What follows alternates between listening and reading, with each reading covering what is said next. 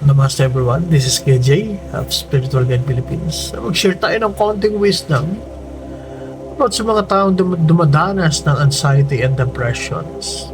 Marami ngayon na nakaka-experience ito.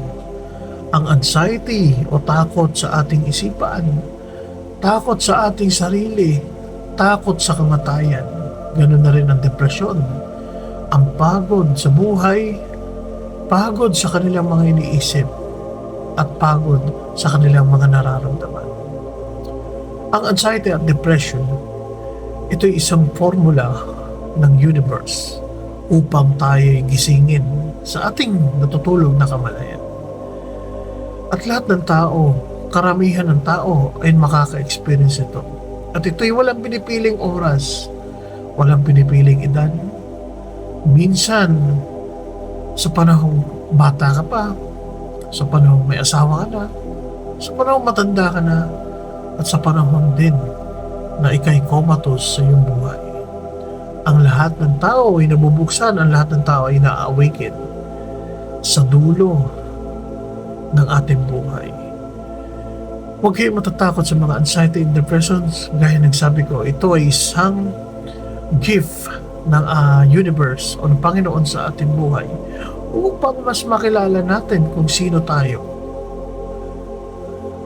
At ang anxiety na ito ang makakapagbigay ng laya sa ating buhay.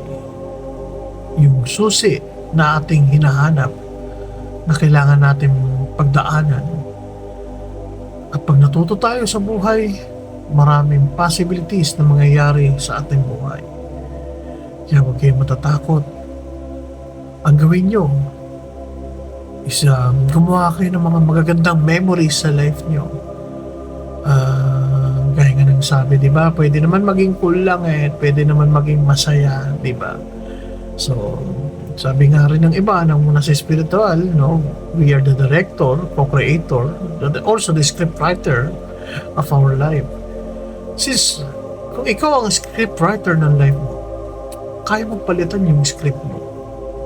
Kaya mong palitan yung buhay mo. Diba? Sabi ko nga, pwede naman maging kun lang. Yun. So, ano nga ba ang nagiging missing piece? Bakit nagtitrigger itong anxiety at depression sa ating buhay? Bakit sila nandiyan? Bakit sila nagtitrigger? Kasi, nakakalimutan na natin ang ating sarili. Kakaisip sa nakaraan, kakaisip sa future. Nakakalimutan natin yung sarili na nandyan pala, may mga tao palang nagmamahal pala sa akin, may mga tao palang nakapaligid at totoo pa rin sa akin. Sa lahat na na-experience ko sa buhay, hindi pala lahat masama.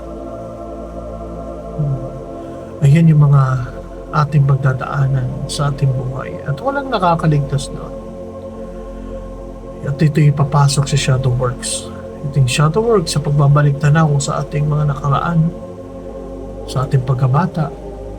Darating talaga yung time na tatanggapin natin lahat, no? For example, alam natin ang salitang forgiveness. Mag-forgive ka, kala natin gano'n lang siya kadali, no? Pero yung vibration is missing. Kaya pinaparamdam sa atin ng Panginoon kung ano nga ba ang totoong vibration sa forgiveness. At hindi mo alam na at di mo namamalayan na dumarating ka na roon sa stage na yun. Hanggang sa matutunan mo mag-forgive. Hindi mo kailangan mag-forgive sa iba. Kailangan mo lang mag-forgive sa sarili natin. Mahalin ang sarili natin. Kung mahal mo ang Panginoon, dapat mahal mo rin ang sarili mo. Namaste.